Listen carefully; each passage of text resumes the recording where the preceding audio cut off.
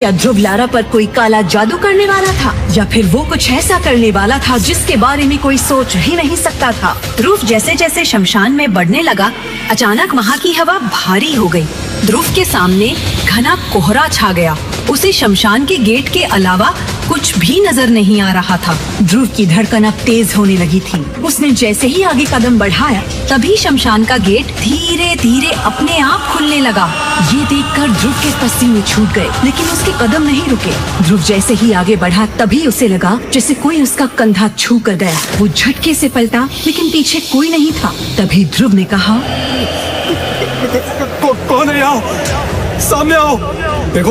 देखो मुझे ऐसे डरा कर कोई फायदा नहीं है। मैं डरने वालों में से नहीं हूँ।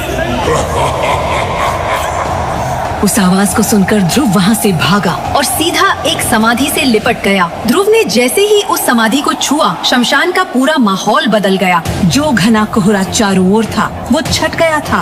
आवाजें आना बंद हो गई थी। अब हर समाधि साफ दिख रही थी। असल में ध्रुव ने जिस समाधि को छुआ था, वो उसकी माँ की थी। और तभी उस सन्नाटे को चीरती हुई एक रहस्यमयी आवाज गूंजी।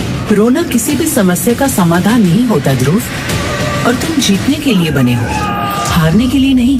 अपनी अंगूठी को देखो, उसी में छुपी है तुम्हारी असली ताकत। तभी ध्रुव की नजरें अपने हाथ पर गईं। उसकी उंगली में एक काले पत्थर से बनी अंगूठी थी। ये अंगूठी उसकी माँ की आखिरी निशानी थी। और तभी उस अंगूठी से तेज रोशनी निकलने लगी और देखते ही देखते उस रोशनी के बीच से एक साया निकलकर बाहर आया। कौन हो तुम और मेरी अंगूठी में क्या कर रहे थे? मैं वही हूँ जिसकी वजह से तुम इस धरती के सबसे शक्तिशाली योद्धा बनोगे।